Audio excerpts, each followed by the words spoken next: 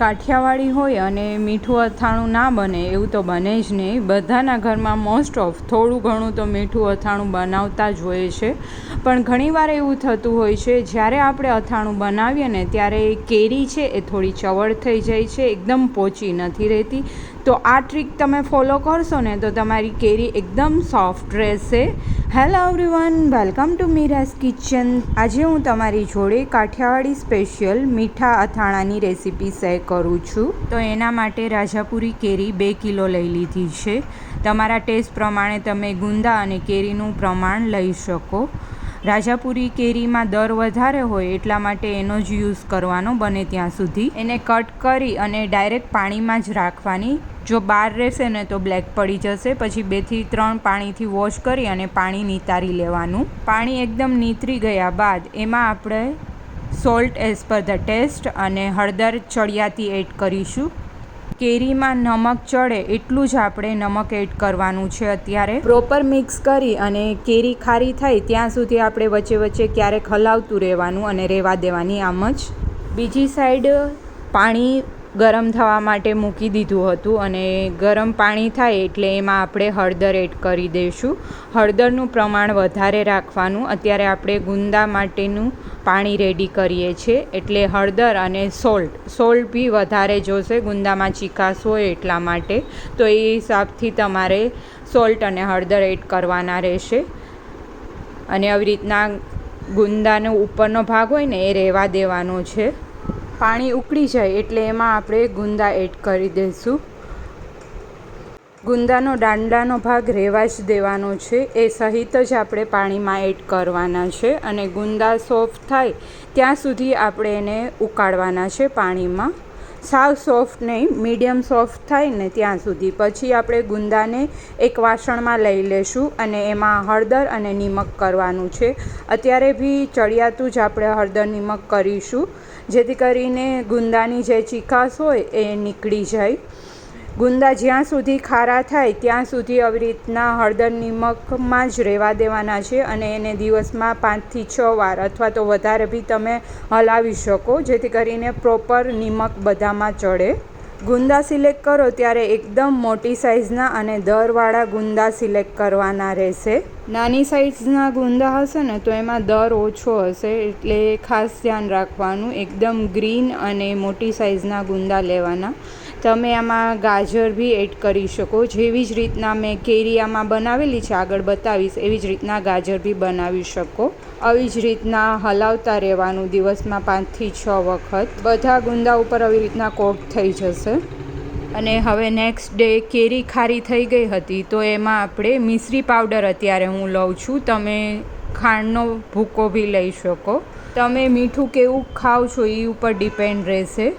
ઘણા સામું લેતા હોય છે જો તડકા છાયાનો તમે બનાવતા હોય ને તો. પણ અત્યારે આપણે ગોળ કેરીની જ કેરી બનાવીએ છીએ એટલે બહુ ઝાઝી ખાંડ નથી એડ કરવાની. અને જો કદાચ ઝાઝી ખાંડ તમે એડ કરશો ને તો કેરી જલ્દીથી સ્વીટ થઈ જશે. એટલે એકાદ દિવસમાં જ તમારે ડાયરેક્ટ અથાણામાં નાખી દેવાની. તો અત્યારે આવી રીતના મેં મિશ્રી પાવડર લઈ લીધો હતો અને કેરીમાં આપણે મિક્સ કરી દઈશું. જે આપણે નિમક અને હળદરમાં પલાળેલી હતી ને એ જ કેરી થોડી ખારી થાય એટલે એને આપણે ખાલી કેરીને જ લઈ લેવાની. એનું પાણી નથી લેવાનું, એ ખાસ ધ્યાન રાખવાનું.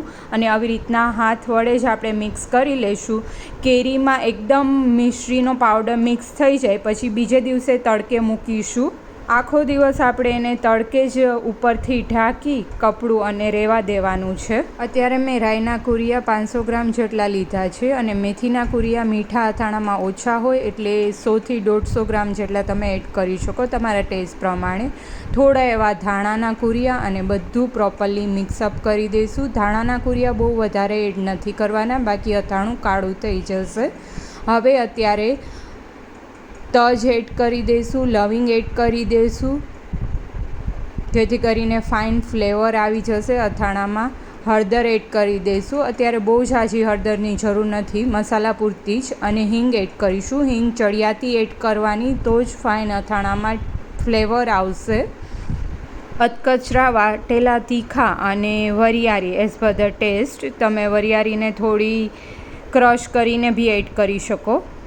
એક સાઈડ મેં તેલ ગરમ થવા માટે રાખી દીધું હતું અને તેલ ગરમ થઈ જાય એકદમ ફૂલ ધોવાળા નીકળે એટલું, પછી એને આપણે હિંગ ઉપર એડ કરી દેવાનું, જેથી કરીને ફાઇન ફ્લેવર બેસી જાય.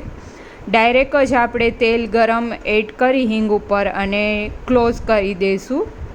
પછી થોડીવાર પછી રૂમ ટેમ્પરેચર પર આવે એટલે એમાં આપણે બધી જ વસ્તુ મિક્સઅપ કરી દેવાની છે. સોલ્ટ એડ કરી દઈશું. સોલ્ટ આપણે અત્યારે મસાલા પૂરતું જ એડ કરવાનું છે અને લાલ મરચું પાવડર એડ કરી દઈશું. તમે જો તીખું ના ખાતા હોય તો કાશ્મીરી લાલ મરચું પાવડર એડ કરવાનું, જેથી કરીને કલર ફાઇન આવે પણ તીખાશ ના આવે. અત્યારે મેં બંને મિક્સ લીધું છે કેમ કે મારા ઘરે થોડું મીડિયમ તીખું ખવાય છે એટલા માટે. તો તમારા ટેસ્ટ પ્રમાણે તમે લાલ મરચું પાવડર એડ કરી શકો. બધું જ પ્રોપરલી મિક્સઅપ કરી દઈશું અને ગોળ આ સ્ટેજ ઉપર જ એડ કરી દેવાનો. મોસ્ટ ઓફ બધા જેટલી કેરી લેતા હોય એટલો જ ગોળ રહેતા હોય છે, પણ તમારા ઘરે જેટલું સ્વીટ ખવાતું હોય એ રીતના તમારે ગોળ એડ કરવાનો, કેમ કે આપણે ઓલરેડી કેરીને સ્વીટ કરેલી જ છે. ગરમ કરેલું તેલ એકદમ ઉકળી જાય ને પછી એ રૂમ ટેમ્પરેચર પર આવે પછી જ આપણે અથાણામાં એડ કરવાનું છે. અથાણા માટે સ્પેશિયલ જે ગોળ આવે છે ને કોલ્હાપુરી, એ જ એડ કરવાનો રહેશે. એને ખમણી અથવા તો તમે સુધારીને એડ કરી શકો. 2 દિવસ પછી કેરીને મેં કાઢી લીધી હતી એક વાસણમાં અને સૂકવવા માટે મૂકી દીધી હતી. મીઠી થઈ ગઈ હતી કેરી એટલા માટે. અને ડ્રાય થઈ જાય પછી આપણે જે મસાલો રેડી કર્યો હતો એમાં આપણે કેરીને એડ કરી દેવાની. તમે ખાલી કેરી બી એડ કરી શકો અને તમે મસાલો તમારા ઘરે કેટલો ખવાતો એ રીતના તમારે કેરી ગુંદા એડ કરવાના રહેશે મસાલામાં. બધું જ પ્રોપરલી મિક્સઅપ કરી દઈશું. કેરીમાં પાણી ના રહે એ થોડું ખાસ ધ્યાન રાખજો, કેમ કે આપણે 2 દિવસ જ એને મીઠી થાય ત્યાં સુધી જ રહેવા દીધી છે એટલા માટે. હવે ગુંદા બી મેં ઠળિયા કાઢી અને સૂકવી દીધા હતા ખારા થઈ ગયા એટલે. તમે એમાં ખાટું પાણી, કેરીનું જે પાણી વધ્યું હોય ને ખાટું નિમક હળદરવાળું, એ એડ કરી શકો અને પછી બી સૂકવી શકો. તો ગુંદા બી સુકાઈ જાય પછી આપણે એને મસાલામાં એડ કરી દેવાના. ગુંદા બી તમે એમ જ ફેન નીચે બી સૂકવી શકો. ઘણા લોકો તડકે બી સૂકવતા હોય છે, એ તમારી ઉપર ડિપેન્ડ છે. પણ જો તમે ફેન નીચે સૂકવશો ને તો એકદમ પીળા રહેશે. તડકાના લીધે થોડો કલર લાઇટ થઈ જશે ગુંદાનો. બધું જ પ્રોપરલી મિક્સઅપ કરી દેવાનું અને આપણે આ મસાલાને એકદમ ગોળ મેલ્ટ થઈ જાય ત્યાં સુધી રહેવા દેવાનું છે. બહાર જ આવી રીતના ટોપમાં હલાવતા રહેવાનું 2 થી 3 વખત દિવસમાં. અને ગુંદામાં બી તમારે જોઈને જ એડ કરવાના રહેશે. ગુંદા જે સુકાઈ ગયા હોય એ ગુંદા એડ કરતા જવાના. ઘણીવાર એવું બને કે નાની મોટી સાઇઝના ગુંદા હોય ને તો ઘણા ગુંદા સુકાઈ ગયા હોય, ઘણાના પ્રોપર સુકાયા હોય, તો થોડા સોફ્ટ અને પાણીનો ભાગ ના રહીએ પછી જ આપણે ગુંદાને મસાલામાં એડ કરવાના રહેશે. અને રાઈના અને મેથીના કુરિયા તમે થોડા એવા પલ્સ મોડ કરી અને અધકચરા વાટી બી શકો. તમને જે ટાઈપનો મસાલો ગમતો હોય એ રીતના તમે મસાલો બનાવી શકો. આવી રીતના તમે આ મીઠું ગોળવાળું અથાણું બનાવશો ને તો એકદમ કેરી પ્લસ ગાજર બી તમે આવી રીતના કેરીની જેમ જ આમાં એડ કરી શકો. એવી એકદમ ફૂલ યર માટે સોફ્ટ જ રહેશે. બધાથી ચાવી શકાય એવા એકદમ સોફ્ટ બની અને રેડી થશે કેરીને એ બંને. ઘણીવાર ગોળ કેરીમાં કેવું થાય કે થોડી કેરી છે ને કડક થઈ જતી હોય છે, પણ તમે આ વેથી ફોલો કરશો ને એટલે એકદમ સોફ્ટ રહેશે.